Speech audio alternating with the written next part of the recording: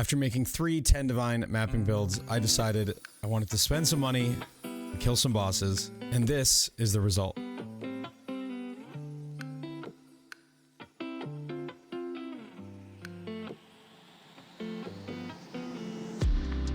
What's going on, guys? My name is Arrow, and in today's video, I'm bringing you Lightning Tendrils Elementalist.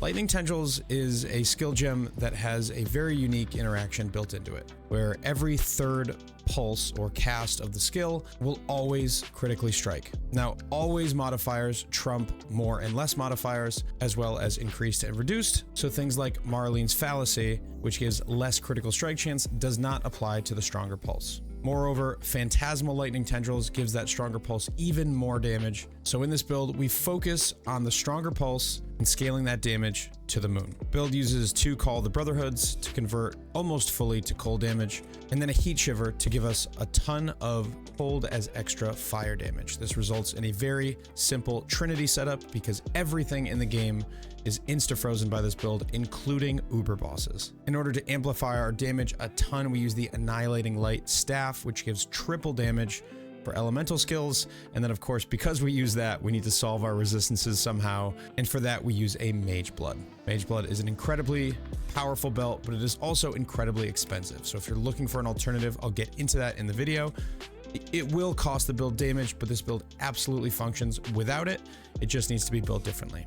But I thought, after all of these cheap builds that I've made this league, it's time to spend some cash and have some fun with all of the mirrors that we've made. Lightning Tendrils is a phenomenal gem to scale with gem levels. You get a ridiculous amount of added damage, as well as area scaling. So the more gem levels you have, the more base area that you get. This build also makes use of the Blood Notch Immutable Force tech, which allows you to be stunned very easily. And then when you get stunned, you recover a chunk of the damage that you would have taken from that stun. We also use the Mastery 25% more spell damage if you've been stunned while casting recently. Because this is a channeling skill, as soon as we get hit, we're going to get stunned, and the stuns are so brief that you generally don't even notice that you've been stunned. It's an absurd damage multiplier that's hard to make use of, but in this build, it's trivial. This build is situationally tanky. It can't tank the biggest slams in the game, but situationally it can tank a lot of things. For example, you'll see some footage in the background where I'm doing the Uber Exarch fight, and I stand still and face tank a ton of the balls in the ball phase. The reason for that is we swap in a Ruby Flask with our Mage Blood. That's an absurd amount of damage reduction. And then we also have Arctic Armor. So the amount of fire damage we're taking is way, way less. On top of that, Progenesis, Petrified Blood, that if we are stationary, we can tank most of the balls in that phase. This build also has incredible recovery through its Vitality Watcher's Eye, Leech, Regen, and Recoup, but doesn't have nearly as much physical mitigation as I'd like on a build this expensive, but it's enough. I farmed over 100 Uber bosses on this build, which for me is a lot. I usually don't even do Uber bosses, but once I realized how easy it was to do them on this build, I decided to go through my stash and clear out a bunch of the boss invites that I had. This build is not immortal. It definitely dies, but it is more than tanky enough for most of the content in the game. I did Wave 30 Simulacrum. It's not the best at Simulacrum. The problem that I tend to have is either big Fizz as extra hits, where if you stack up maybe triple Fizz as extra, and then trying to face tank some of the attacks from Kosis, that will get you. And then maybe sometimes just weird mods. It's not immune to those. But I made it to 29 or 30. I did a bunch of simulacrums on this build just to try to finish the challenges. It's a lightning fast mapper with lightning warp, and our Herald of Ash explosions are very strong and really can truly do all the content in the game. It's not often that I make an actual true all content build, but this can do it all and it feels really, really nice. So let's dive into the gear, the items, the flasks, and talk about how we get all the damage and defenses on this build. Let's go. Before we get started, if you like my content, please like this video, comment down below, and subscribe to the channel. Every little bit helps the YouTube algorithm decide to show my video to people. Also, I'd love it if you stop by the Twitch, twitch.tv/AER0__. We have a ton of fun over there, and we were making all sorts of funky builds. We are starting to do some prep for the events coming up in November. I'm super, super excited for the Blast from the Past event, so I will have build guides coming for that stuff. But if you want an early access peek into what I'm working on, come check out the Twitch. Okay, let's start with the items. We have the Annihilating Light Staff, deal triple damage with elemental skills. This is absurdly powerful. Do note that it is not elemental damage, it is elemental skills, so the base skill has to be lightning, fire, or cold, which Lightning Tendrils is. I have a cast speed corruption on here, and then the obvious downside to Annihilating Light is reduced elemental resistances, which means you need way overcapped res in order just to get to 75. For that, we use a Bismuth Flask, which we'll get into the flask later. But honestly, I hate this item. The only reason that I have to use a Mage Blood on this build is for Annihilating Light. Otherwise, it's just a good belt. But you really are going to struggle outside of a Pathfinder to use Annihilating Light without a Mage Blood. The helmet, we have a Heat Shiver with Corrupted, Cold Damage Leeches Life, and Lightning Tendrils Damage Chant. I was lucky enough to buy this as is, but if you don't get Cold Damage Leeched as Life, you can simply come up here and grab a Doriani's Lesson on this cluster, which was actually very cheap because nobody cares about Snowstorm. The Marlene's Fallacy, this is a very, very powerful amulet. I bought a perfect rolled one for very cheap. None of the other rolls on this matter. And then put critical modifier catalyst on it. 288 global critical strike multiplier gets applied to the final pulse of Lightning Tendrils, and the less crit chance has no downside there. So incredibly powerful. We are using a Carcass Jack with +2. Ideally, we would get either +1 gems alongside of AoE or some damage, but this is the one that was available to me and had some pretty good AoE and damage. But definitely getting a second implicit would be something that would upgrade this build substantially. 2 Call of the Brotherhoods with elemental damage catalysts on them will get us to 96% of lightning damage converted to cold. For the gloves, we have Freeze Prolift because we convert to cold, and then we don't use Herald of Ice because I just couldn't fit it in without some big sacrifices. But Freeze Prolift allows you to basically get similar to a chain explosion, but it just freezes all the enemies, and then your Herald of Ash will explode things and clean them all up. It's something to help keep you safe in maps. It just feels really nice. We get fire exposure here as well, and some spell suppress and life. We get our cold exposure from the Hydrosphere. I have it on spacebar so you can't see it, which means I forget to use it all the time.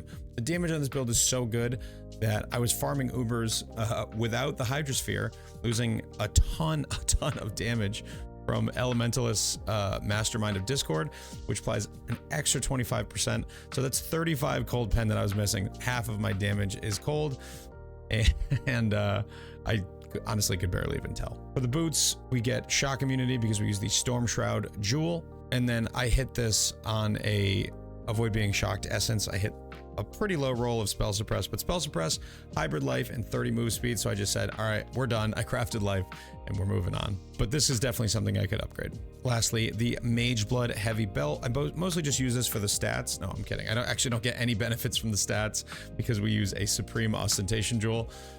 We are using this mostly for the Bismuth Flask, but we will go through the flask now and talk about all the benefits we're getting from the Mage Blood. Number 1, Bismuth Flask of the Rainbow. We have about 100% increased effect, which means we are getting about 150 all res from this flask right here. Absolutely insane. The Progenesis, not affected by the Mage Blood, of course, but this is one of the most powerful flasks in the game, if not the most powerful. It's very expensive, but makes you take life loss over time, and this does stack with your Petrified Blood, so both effects can be active at the same time, making you take even less damage from the hits and then more over time.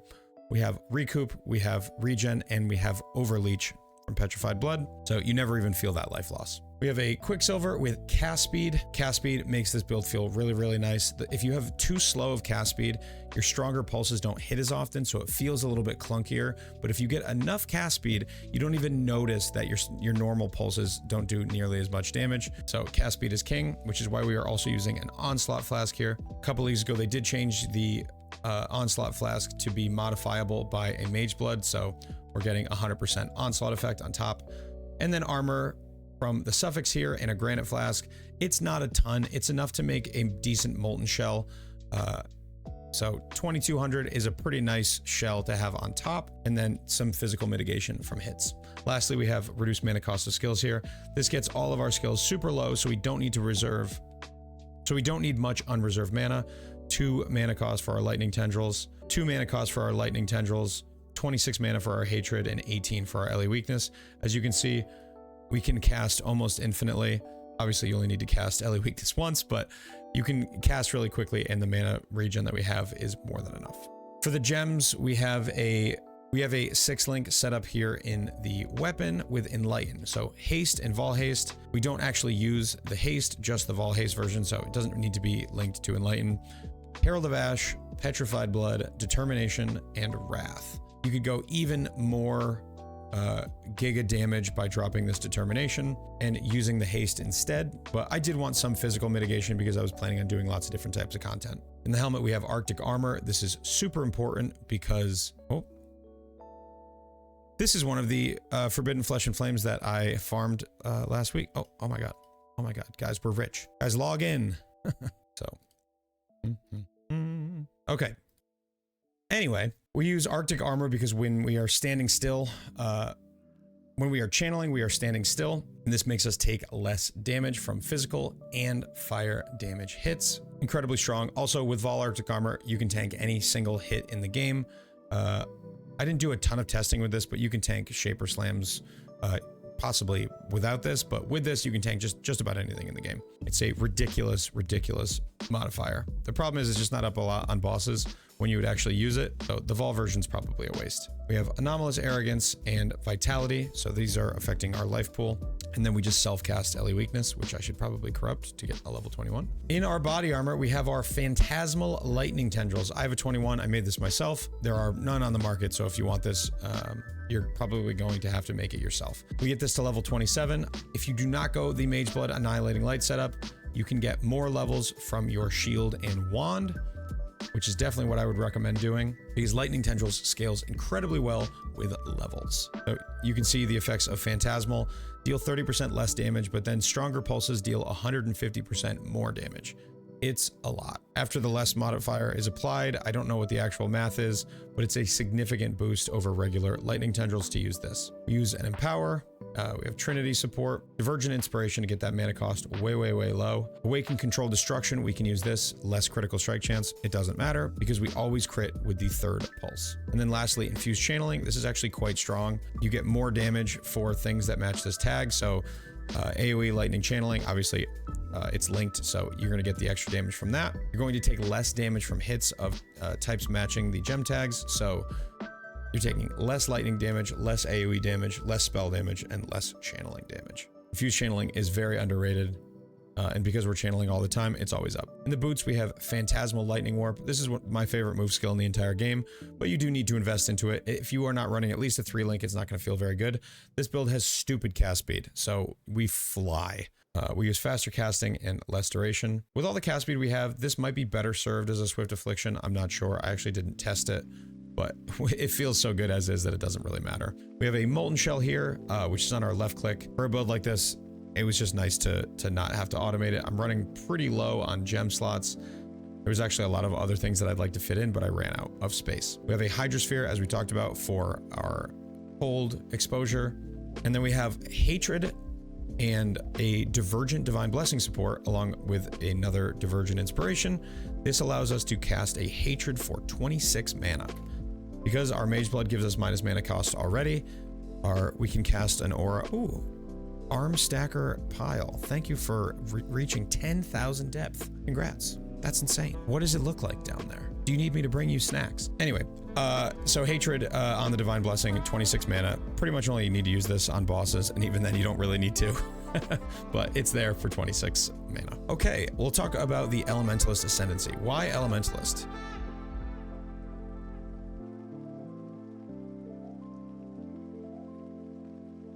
Can't stop making muns today. So why Elementalist? Everything in here is good for us. We get Shaper of Storms, which helps scale our shocks.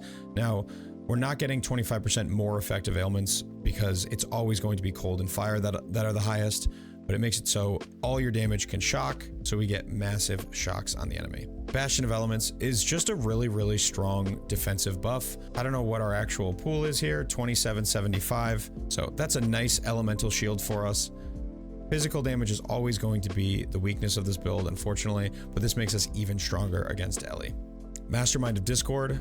Whenever you're using a Heat Shiver, Mastermind of Discord is phenomenal. You can get exposure to both cold and fire, and then get 25 pen or 25 lowered res for both of them. Lastly, the star of every Elementalist show, Convergence is 30% more damage for Elemental, and then 60 AoE when you don't have Convergence, which is when you get a hit on a unique enemy. This is phenomenal. It's one of the best Ascendancy nodes in the entire game, and for a build like this that is based on that clears with AoE and then just wants big hits on single target, you can't do much better than this. For our tree, the star of the passive tree is actually going to be this jewel here, the Elegant Hubris. This specific jewel gives a ridiculous amount of spell damage. We have 248% increased spell damage. Increased damage is actually quite lacking on this build without this. And we also get Frenzy on hit here. There are a number of other ones that are similar to this. You can get crit multi, but this is how we get Frenzy charges for 1 point here, and then all of these nodes for increased damage. But then we take Supreme Ostentation. With tattoos this league being as strong as they are, being able to tattoo your entire tree is awesome. Also, on a build that's up here that uses Petrified Blood, you need to get 155 strength, which is a ton, and I didn't want to try to manage all those stats into the build. I also wanted to use Vol Haste, which is 155 dex. This eliminates any problems with stats. We have every single point tattooed, I'm pretty sure, and some of this is actually a little bit build enabling. So a lot of what's going on here is we have some recoup, we have life, but then we have a few points of mana reservation efficiency to get us to a comfortable position. We could use one more if you wanted to have a little bit more if your mana regen feels a little bit low. But I think I have 4 of them. Lots of life because life is hard to come by in this build, and I wanted to get to 2000 unreserved. I have more reservation efficiency here, more life, a little bit of move speed. I needed 1 lightning res roll, so we threw it on there. And every single point that you can see is tattooed. A lot of life. Buying these in bulk is no fun. So Supreme Ostentation, very, very cool.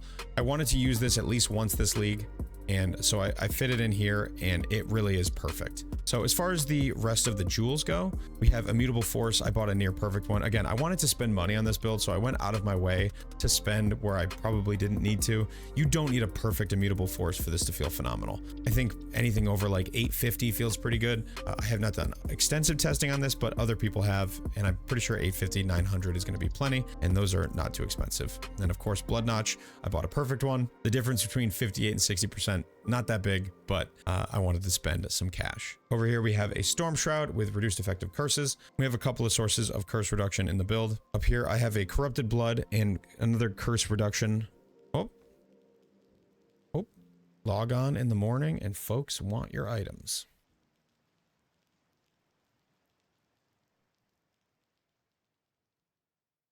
How is my character casting right now?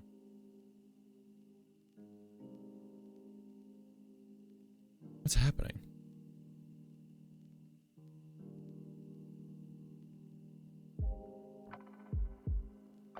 What a cool bug.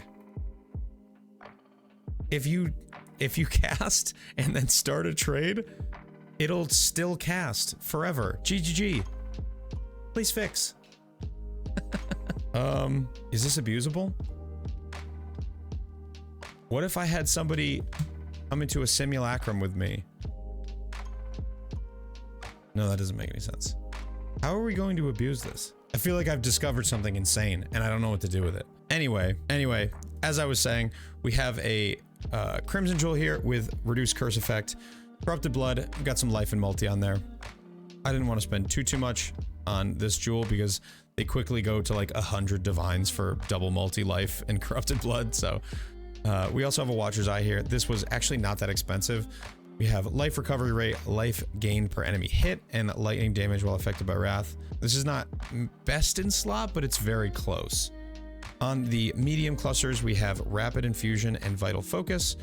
I originally tried the node on these mediums that gives you endurance charges when you're channeling, but I found that if I don't channel long enough, I don't get the endurance charges, and it doesn't.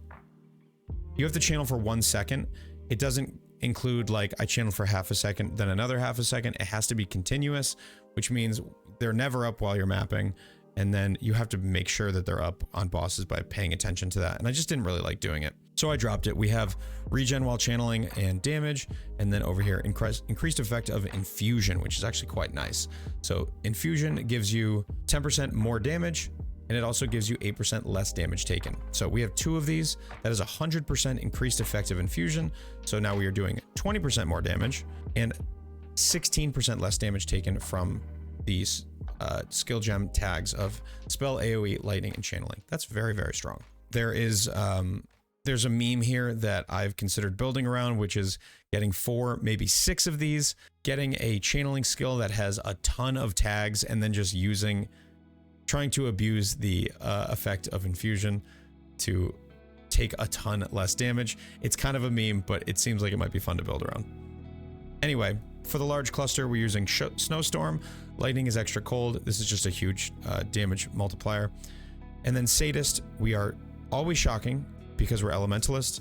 We are chilling and igniting because we are doing cold and fire damage through Heat Shiver. So this is just a bunch of increased damage. And then, like I said, Doriani's Lesson, you can take this if you don't have the Heat Shiver, cold damage leeches his life, and then just drop a few points somewhere else. This was the last wheel I took. It's not the most efficient because the first node is crit chance, and then there's also crit chance here, which we don't use, but there's a good amount of multi to be had here. I threw on this mastery to give me better shocks. I don't know if this is necessary. Multi might be better. So as far as the rest of the tree goes, we come over here to get the mastery for stun threshold is based on 60% of your ES instead of your life. We have, unfortunately, 418 shield. That's a decent amount. Most of that is acquired through the Carcass Jack, but once you take 1 hit, it's gone, and then you have 0 ES. So your stun threshold will be very, very low, and you'll be getting lots of stuns for the Blood Notch.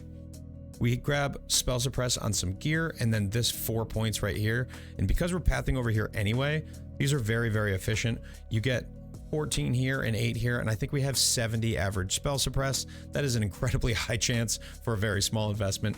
2 affixes and 4 points in the tree, and that's why everybody uses Spell Suppress. This Caster Mastery we talked about, as long as you're channeling, you get hit by something, you get stunned, you immediately start channeling again, you don't even notice it, and then you get 25% more damage. While mapping, this is never up, but it doesn't matter, and then while on bosses, it's almost always up. We grab some recoup here and some life gain on kill. The Caster Mastery, 6% increased cast speed for each different non-instant spell you've cast recently. This is super strong. So we self-cast our Curse, our Ellie weakness. We cast Hatred as an aura. We have Lightning Warp, and then we have our Tendrils. So that is 4 skills, and then also our Hydrosphere. So that's 5 skills that we're casting on bosses. That is 30% increased cast speed. This Caster Mastery is busted unless you're playing like an auto bomber. I always try to sneak this into the build if I can. Some more damage here, and we grab some life and AoE over here. So that's pretty much it. This build was phenomenal. I've almost completed all of my challenges with it. I just have a couple left. I have to do like a Sanctum and I think some, and then maybe I'm going to try to level to 100. I don't know what build I'm going to do it on. I always hate these last couple of challenges. It's the ones that I leave till last, and then I don't enjoy doing them as much, but we'll figure that out. And we're going to be doing that over on stream, twitch.tv/AER0__. Stop by and say hello. I appreciate each and every one of you. I couldn't do this without your views, your clicks, your likes, subscribes. So thank you so much for all the support. So that's going to be it from me. If you have any questions, stop by the Twitch. Otherwise, as always, take care.